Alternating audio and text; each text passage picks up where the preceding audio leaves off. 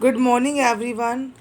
I am your Hindi teacher from happy कैमरी school class. आज मैं आप सभी को वाक्य के अर्थ के आधार पर भेद करवा चुकी हूँ और आज मैं आपको रचना के आधार पर वाक्य के भेद करवाऊँगी। वाक्य के भेद में जो दूसरा पार्ट है वो है रचना के आधार पर। अब रचना के आधार पर यानी कि उनको लिखने के तरीके के आधार पर भी उन्हें 3 भागों में बांटा गया है। पहला सरल, दूसरा संयुक्त, तीसरा मिश्रित यानी कि साधारण, और 2 वाक्यों का मिलान करके मिश्रित, जिसमें कि आपस में मिला जुला शब्द हो, वाक्य को निर्माण किया जाए। स्टूडेंट्स, आप देख सकते हैं सरल वाक्य कौन से होते हैं, जैसे कि बालक खेल रहा है, मोर नाचता है। अब एक चीज़ जो आप सभी को मैं क्लियर करना चाहूँगी कि सरल वाक्य और जो विधानवाचक वाक्य हैं वो दोनों देखने में लगते तो एक जैसे हैं, क्योंकि ये भी एक तरह से सरल वाक्य ही हैं, क्योंकि जिनमें हम जैसे कि यह मेरी बहन है, हो गया ना एक सिंपल सरल वाक्य, एक साधारण सा वाक्य ही तो है ये भी। वे घूमने जा रहे हैं, हम खाना खा चुके हैं।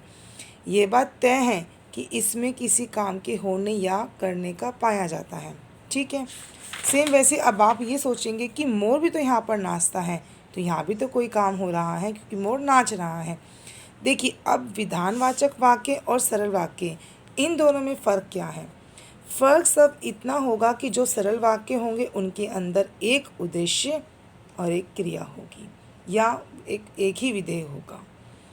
ठीक है, आप इसको ऐसे ले सकते हैं सिंपल भाषा में, बहुत ही आसान शब्दों में, कि सरल वाक्य वो कहलाते हैं जो जिसमें एक क्रिया हो और एक ही कर्ता हो, यानी ये कर्ता और एक क्रिया हो गई।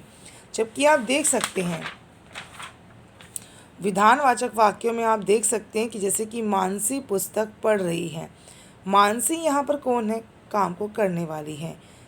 क्रिया क्या हो रही है कि वो पढ़ रही है, लेकिन वो क्या पढ़ रही है? पुस्तक। तो आपने देखा यहाँ पर सकर्मक क्रिया लगी हुई है।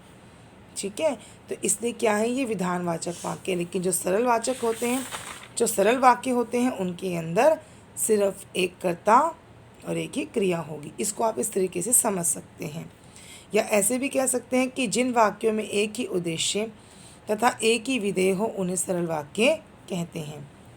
चलिए, अब हम बात कर लेते हैं संयुक्त वाक्यों की।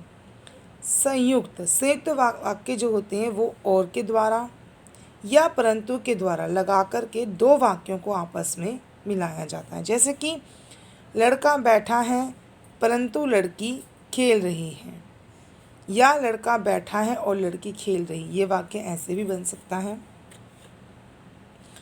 भारती खाना पकाती हैं और सबको खिलाती हैं, यानी कि आपने देखा कि इन दोनों ही वाक्यों को परंतु या और का प्रयोग करके क्या किया गया है, इन्हें संयुक्त वाक्यों के रूप में बनाया गया है। देखिए, इन वाक्यों में दोनों स्वतंत्र एवं साधारण वाक्यों को योजक का अर्थ होता है जो जोड़ने वाला होता है, जोड़कर संयुक्त वाक्य बनाया गया है। संयुक्त वाक्य में प्रत्येक वाक्य स्वतंत्र रहता है तथा एक दूसरे पर निर्भर नहीं रहता। कहने का अर्थ है कि आप देख सकते हैं लड़का बैठा है, ये अपने आप में एक बिल्कुल सरल वाक्य है। लड़की खेल रही है, ये भी सरल वाक्य है। जब भी 2 सरल वाक्यों को आपस में जोड़ा जाता है परंतु इनकी योजक शब्दों के द्वारा, जैसे कि परंतु और लगा करके, तो वो संयुक्त वाक्य बन जाते हैं। देखिए, जिस वाक्य में 2 या 2 से अधिक वाक्य स्वतंत्र रूप से समुच्चय बोधक अवयव द्वारा जोड़े जाते हैं उन्हें संयुक्त वाक्य कहते हैं। देखिए, अवयव वो होते हैं जो बदलते नहीं हैं। ठीक है, जैसे कि और हो गया। अब हम बात करें मिश्रित वाक्यों की। देखिए, चित्र में मैंने देखा प्रधान वाक्य तथा चिड़िया डाल पर बैठी है अपने अर्थ के लिए उस पर आश्रित है। ऐसे वाक्य मिश्रित वाक्य कहलाते हैं। अतः यानी कि जिस वाक्य में एक उपवाक्य प्रधान हो तथा अन्य उपवाक्य आश्रित हो उसे मिश्रित वाक्य कहते हैं। मैंने एक लड़की को देखा जो वर्षा में भीग रही थी। जो मकान लाल रंग का बना है उसमें 2 परिवार रहते हैं। कहने का अर्थ ये है, मिश्रित वाक्य कौन से होते हैं? जिसके अंदर क्या होता है कि जो प्रधान वाक्य होता है, और दूसरा क्या होता है, दूसरा उसके ऊपर आश्रित होता है। देखिए, एक उपवाक्य प्रधान होगा और अन्य जो होंगे वो उस पर आश्रित होंगे। जैसे कि कहा कि मैंने देखा वो नाच रहा है। ठीक है, यानी कि यहाँ पर जो मैंने है वो क्या है, उपवाक्य हैं, और जो बाकी हैं वो उस पर आश्रित हैं, क्योंकि उसने ही देखा है कि उसने लड़की को देखा जो वर्षा में भीग रही थी। अब जैसे इसमें देखिए कि मैंने देखा कि चिड़िया डाल पर बैठी हैं। जो मैंने शब्द आया उसने क्या बताया कि यहाँ पर ये उपवाक्य हैं। ठीक है, ये प्रधान है क्योंकि इसने देखा है। किसने देखा है, मैंने देखा, क्या देखा कि चिड़िया जो है वो डाल पर बैठी हुई है। तो इस तरीके से ये मिश्रित वाक्य हुए। ठीक है क्लास, तो ये आपको मैंने ये टॉपिक मैंने आज क्लियर कर दिया है स्टूडेंट्स। वाक्य जो था हमारा उसके दोनों पार्ट्स आज हमारे कंप्लीट हुए। चलिए अब आपको एक चीज़ बताना चाहती हूँ स्टूडेंट्स, अर्थ की दृष्टि से जो वाक्यों में परिवर्तन क्या होता है, ध्यान दीजिएगा। आप देख सकते हैं जैसे कि पूजा ने प्रतियोगिता में प्रथम पुरस्कार पाया, ये विधानवाचक है।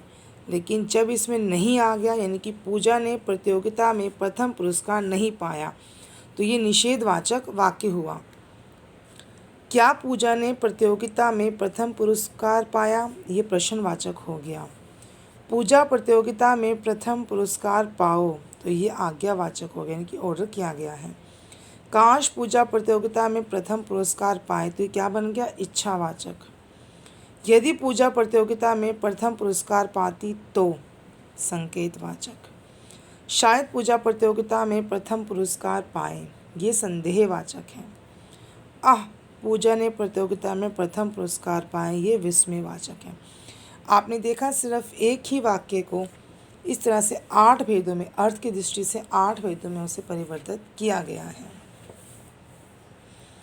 अब हम देख लेते हैं रचना की दृष्टि से। माता ने पुत्र को जगाकर भोजन कराया, सरल वाक्य हुआ। माता ने पहले पुत्र को जगाया फिर भोजन कराया, ये मिश्रित वाक्य हुआ। माता ने पुत्र को जगाया और उसे भोजन कराया, संयुक्त, यहाँ पर और लग गया। ठीक है, तो इस तरीके से बच्चों ये हो गए रचना की दृष्टि से वाक्यों में आपने वाक्य पढ़े ये, और यहाँ आपने पढ़ा था अर्थ की दृष्टि से वाक्य। तो आज के लिए इतना ही 6th क्लास। Thank you.